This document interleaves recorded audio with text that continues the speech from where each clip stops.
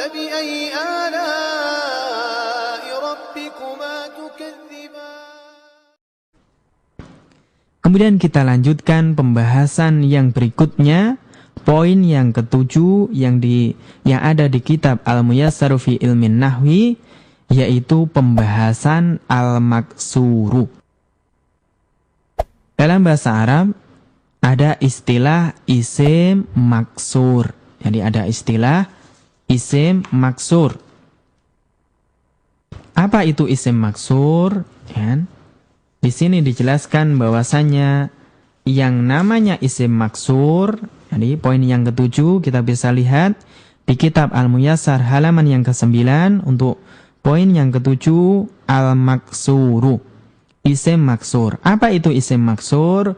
Huwa kullu ismin mu'rabin akhiruhu alifun lazimatun. Yang namanya isim maksur adalah kullu ismin mu'rabin. Setiap isim mu'rab. Ada istilah isim mu'rab. Jadi apa itu isim mu'rab? Jadi insya Allah kita akan membahasnya. Isim mu'rab itu isim yang bisa berubah ketika dia sudah masuk dalam kalimat. Itu bisa berubah. Maka isim maksur itu termasuk isim mu'rab. Isim mufrad, semua isim yang kita bahas sebelumnya, mulai dari isim mufrad, musanna, jamak mudzakkar salim, jamak muannas salim, jamak taksir, asmaul khamsah, sampai isim maksur, ini semuanya isim mu'rab. Apa itu isim mu'rab? Yaitu isim yang bisa berubah, yang keadaan akhirnya itu bisa berubah ketika dia sudah masuk ke dalam jumlah, ke dalam kalimat. Ke dalam kalimat. Maka inilah namanya isim mu'rab. Misalnya kalau kita mengatakan contohnya isim mufrad mudahnya. Contohnya isim mufrad adalah misalnya Zaidun. Kalau kita mau mengatakan, iya kan? Zaid telah pergi. Maka dhahaba Zaidun. Zaid telah pergi. Maka dhahaba Zaidun. Dia harokat Zaidnya, harokat terakhirnya adalah dhammah. Tapi kalau kita mau mengatakan saya melihat Zaid, maka nggak boleh kita katakan saya melihat itu bahasa Arabnya ro'aitu. Nggak boleh kita mengatakan ro'aitu Zaidun, nggak boleh. Maka kita katakan ro'aitu Zaidan. Berubah. Maka perubahan dari Zaidun menjadi Zaidan ini karena Zaid bisa berubah ketika masuk dalam kalimat. Maka Zaid, ya, kata Zaidun, ini dia dihukumi sebagai isim mu'rab. Yaitu isim yang bisa berubah ketika masuk ke dalam kalimat. Apa definisi maksur? Tadi dikatakan yaitu huwa kullu ismin mu'rabin. Setiap isim mu'rab, akhiruhu alifun lazimatun. Yang diakhiri oleh alif lazimah. Apa itu alif lazimah? Alif lazimah ini adalah alif yang dia itu merupakan huruf asli dari isim maksur tersebut. Jadi alif di sini merupakan huruf asli. Ada istilah alif lazimah sama alif zaidah nanti dalam bahasa Arab. Kalau alif zaidah itu alif tambahan. Dia bukan huruf asli dari kata tersebut. Akan tetapi kalau alif lazimah, dia adalah alif yang dia itu merupakan bagian dari huruf asli dari kata tersebut. Maka kalau isim maksur, maka alifnya adalah alif asli, bukan alif tambahan. Kita lihat contohnya al-fata. Artinya satu orang pemuda. Al-fata. Maka kita lihat al-fata. Meskipun tulisannya dia itu seperti ya kan? Alif lazimah itu meskipun tulisannya seperti ya, tetapi tidak diberi harokat, tidak diberi titik di bawahnya, dan tulisannya seperti ya yang tidak diberi titik, maka ini namanya alif lazimah. Al-fata kita lihat, yaitu dia isim yang diakhiri oleh alif lazimah, yaitu diakhiri oleh seperti alif, tapi tulisannya seperti ya itu. Maka ini namanya alif lazimah. Kemudian perlu ditambahkan dan huruf harokat huruf sebelum alif lazimah adalah harokatnya fathah. Maka ini namanya isim maksur. Al-Fata. Al-Wusto, artinya tengah, ya kan? Pertengahan. Al-Wusto, setelah to itu ada alif yang tulisannya seperti ya, itu namanya alif lazimah. Sedangkan harokat huruf to-nya itu fathah, maka ini namanya isim maksur. Apa itu isim maksur? Tadi definisinya, kullu ismin mu'rabin akhiruhu alifun lazimatun, kemudian perlu ditambahkan, ya kan? Dan sebelumnya harokat, ya, hurufnya itu adalah fathah. Al-huda artinya petunjuk. Diakhiri oleh alif dan harokat dalnya adalah fathah. Musa, ini orang yang namanya Musa, Nabi Musa, diakhiri oleh alif lazimah, sininya fathah. Isa juga demikian. Maka ini adalah isim maksur. Nah, pendengar radio Muslim yang dirahmati oleh Allah Subhanahu wa taala, oleh karena itu, ya, para ulama nahwu mengatakan bahwasannya di sana ada isim itu apabila dia ditinjau dari bunyahnya, ya, bunyahnya yaitu bangunannya atau struktur kata yang menyusunnya, maka itu bisa terbagi menjadi dua. Ada istilah sahih akhir sama ghairu sahih akhir, yaitu yang huruf terakhirnya itu huruf sahih. Yang kedua, ghairu sahih akhir, yang huruf terakhirnya itu bukan huruf sahih. Apa itu huruf sahih? Jadi ada istilah huruf sahih dalam bahasa Arab. Huruf sahih adalah semua huruf hijaiyah selain alif, wawu, dan ya. Itu namanya huruf sahih.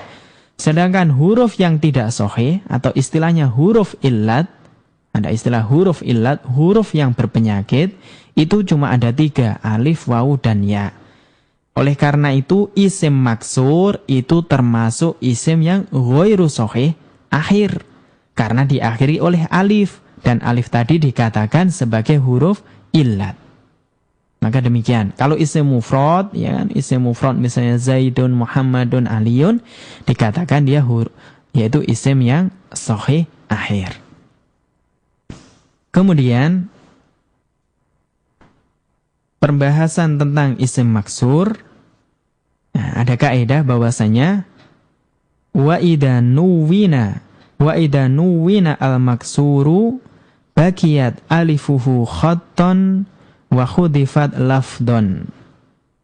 Jadi apabila isim maksur tersebut ditanwin, tadi contohnya kan al-fata, ada alif lam. Jika isim maksur itu ditanwin, maka bakiyat alifuhu khatton. Alifnya, tulisan alifnya itu tetap ada, dan istilahnya wa khudifat lafdon, tetapi lafadznya itu dibuang. Intinya bahwasanya al-fata itu ada alif lam. Kalau kita mau menghilangkan alif lamnya, maka kita katakan fatan, ya kan? Fatan. Yaitu apa? Alifnya itu tetap ada tulisannya, akan tetapi lafadznya apa? Alifnya tetap ada, akan tetapi khudifat lafdon, lafadznya alif dibuang. Tidak kita katakan fata, akan tapi fatan. Maka ini kaidahnya. Demikian juga misalnya al-wusto atau misalnya Mustafa, al-Mustafa menjadi Mustofan. Maka demikian kaidah untuk isim maksur. Untuk pembahasan yang terakhir pada pagi hari ini kita lanjutkan halaman ke-10 di kitab Al-Muyassar. Ada isim yang ke-8 yaitu al-mankusu, isim mangkus. Apa itu isim mangkus? Maka di sini penulis kitab Al-Muyassar mendefinisikan isim mangkus adalah huwa kullu ismin mu'rabin, yaitu setiap isim mu'rab akhiruhu ya'un lazimatun, yang diakhiri oleh ya' lazimah maksuratun ma qablaha. Kemudian yang pertama diakhiri oleh ya' lazimah, yang kedua maksuratun ma qablaha, dikasroh Ya kan? Huruf sebelumnya. Huruf sebelum ya lazimah tersebut harokatnya kasroh. Ada istilah ya lazimah. Ya lazimah apa? Yang ya ini merupakan huruf asli dari kata tersebut. Dari isim mangkus ini. Contohnya misalnya al-hadi. Orang yang memberi petunjuk. Tadi al-hadi. Orang yang memberi petunjuk kita lihat diakhiri oleh ya. Ya lazimah. Sedangkan harokat huruf sebelum ya-nya harokatnya kasroh. Dalnya harokatnya kasroh.